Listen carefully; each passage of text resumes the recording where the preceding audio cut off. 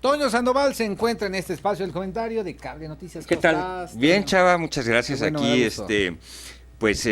saliendo de una jornada electoral que Ujú. anticipa otra jornada electoral dentro de un año exactamente, o un poquito menos de un año, y que creo que tiene elecciones para los mexicanos, no solamente para la gente del Estado de México, de Coahuila, de Nayarit o de Veracruz, donde se vivieron elecciones, sino tiene elecciones para todos los que habitamos en este país, porque en el 18 está la vuelta de la esquina, donde tendremos que salir a votar y a decidir un proyecto de nación, y donde también los morelenses vamos a tener que decidir qué es lo que queremos para el futuro para nosotros. Alta participación, ¿no? Lo que hay que destacar, ¿no? Sí, una alta participación, diría yo, pero fíjate que hay como, yo quisiera como separar la revisión de toda la elección, primero en el proceso hacia la votación y luego el día de la votación, ¿no? Ujú.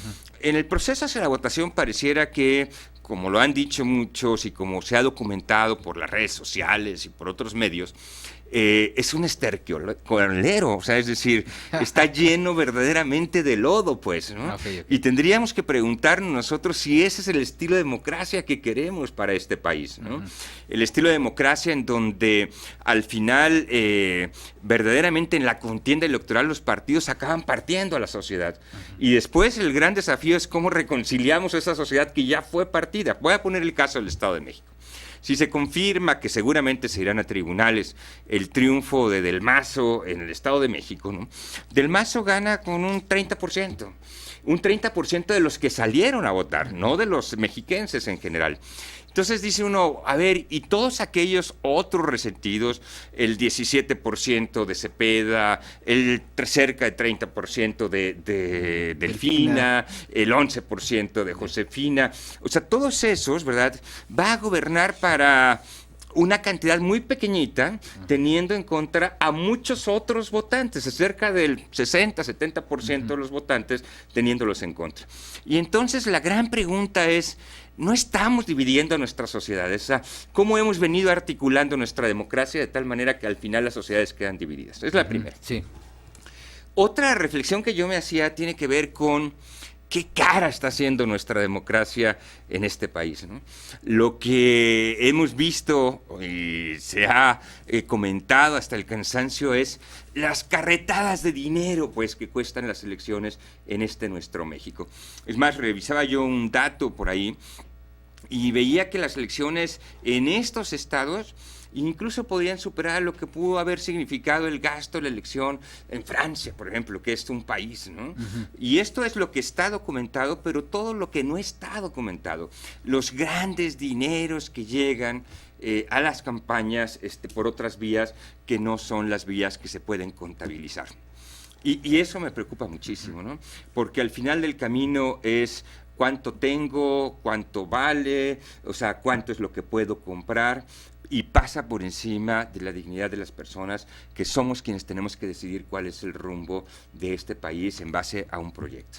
Desde varios puntos de vista, entonces se puede analizar lo que ocurrió la jornada electoral del domingo. Sí, claro, una alta participación ciudadana, más del 70% en algunos casos, Sí. porque además de cara, pues tiene que salir la gente a ejercer su derecho, por lo menos que valga la pena todo el gasto que se realiza de manera previa, ¿no?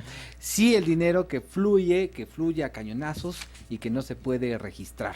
Y luego, mira, otra cosa es que, a ver, pareciera que no estamos discutiendo proyectos, no estamos discutiendo programas de gobierno. Fue una campaña verdaderamente de descalificaciones, ¿no? Ujú. A ver quién le tira más lodo a otro, de tal manera que eso sea lo que baje o suba en las encuestas y en las intenciones de voto a las personas. Y yo diría, a ver, un proyecto articulado para alguno de los estados en donde se estaba jugando las elecciones de gobernador, pues yo no alcancé a verlo, pues, ¿no? Ujú. O por lo menos los medios de comunicación no dieron cuenta suficiente de esto que está pasando ahí. Y la otra cosa es que pareciera, fíjate, y esto me preocupa muchísimo, ¿no?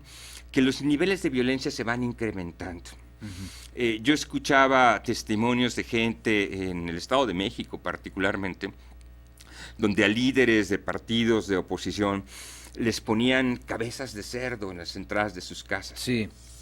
Y esto con el ánimo de atemorizar, de amedrentar, de generar un estilo de miedo. Los mexicanos no tenemos por qué vivir en el miedo. No somos aquellos que tienen que ser empujados a vivir en el miedo. Yo creo que sobre eso tenemos también que resistir una dinámica que está así. Que los procesos electorales, particularmente los procesos electorales, no sean un espacio adicional para delinquir, porque finalmente se han convertido también en eso. Eso empaña también estos procesos. Eso empaña estos procesos. Y bueno, lo que estamos viendo ahora en Coahuila, ¿no?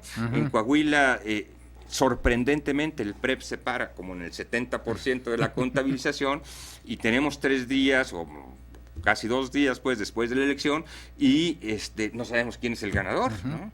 Que es de final de fotografía. Un final de fotografía, pero también que nos habla de cómo, si bien construimos en su momento el IFE, el INE, con una gran credibilidad, primero el IFE, ahora pareciera que en los estados esto que habíamos construido se está desmoronando y que tenemos que tener como mucha atención y poner la lupa en esto para no caer en aquella situación en donde en algún tiempo en nuestro México la gente no salía a votar porque decíamos, pues ya va a ganar, ya sabemos quién va a ganar. Fulano, ¿no? sutano. Por un lado.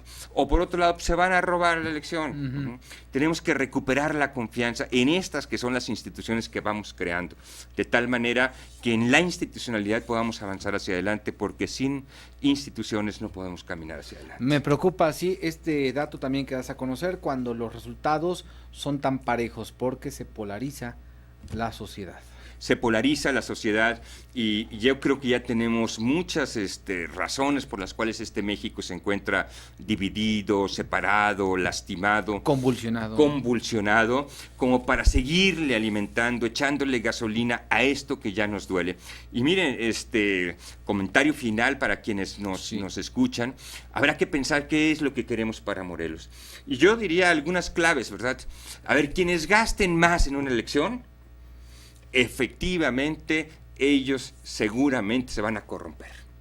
¿Por qué? Porque aquellos que le están invirtiendo a la elección seguramente van a querer la retribución, el retorno de su propia inversión. Entonces pensemos que las elecciones no necesariamente tiene que ser el dinero lo que priven ellos, sino las propuestas específicas, las personas, aquello que se está tratando de ofrecer como un proyecto de Estado, de sociedad, como algo que nos permita decir, sobre esto nos identificamos y no el dinero. Hay ejemplos que demuestran que por mucho dinero que se invierte en campañas, no da los resultados que se esperan, ¿no? Y sí, yo creo que ahí está la sabiduría de nuestra gente, ¿no? La sabiduría de nuestra gente nos ha mostrado, aquí en Morelos tenemos casos muy específicos, nos ha mostrado que por más dinero que se invierta, cuando no hay un contenido detrás, entonces la gente lo castiga y te dice, sí, voy a votar por pero al final acaba votando por quien sea, y yo creo que esa es parte de nuestro ejercicio de libertad, de nuestro derecho. Rápidamente, nada más, en 30 segundos, ¿puede haber alianza PAN-PRD en Morelos? ¿Puede haber alianza PAN-PRD en Morelos? Pues hemos estado escuchando las afirmaciones de los dirigentes panistas que dicen que no. Hemos estado viendo las acciones que se emprenden desde muchos lados en contra de los panistas, que yo creo que poco abonan a estos esfuerzos para generar alianzas, ¿no? Yo creo en la política como un espacio de negociación, de concertación, de confrontación de ideas, pero no en una acción de revanchas, de venganzas, de ahora te castigo porque votaste de una manera o de otra, ¿no? A mí me parece que las alianzas siempre son bienvenidas cuando tengan un proyecto específico de gobierno que se ofrezca a la sociedad. Sin embargo, también se necesitan tender puentes que vayan por otros cauces, y esos cauces tienen que ver también con la manera en cómo se ejerce la política y se lleva hacia adelante. Y lo que hemos visto pareciera que intenta destruir las alianzas más allá de los discursos. Seguimos en el análisis. Gracias. Chava, muchas gracias y pues un saludo para todos y muy buena noche. Antonio Sandoval aquí en Cable Noticias. Regresamos.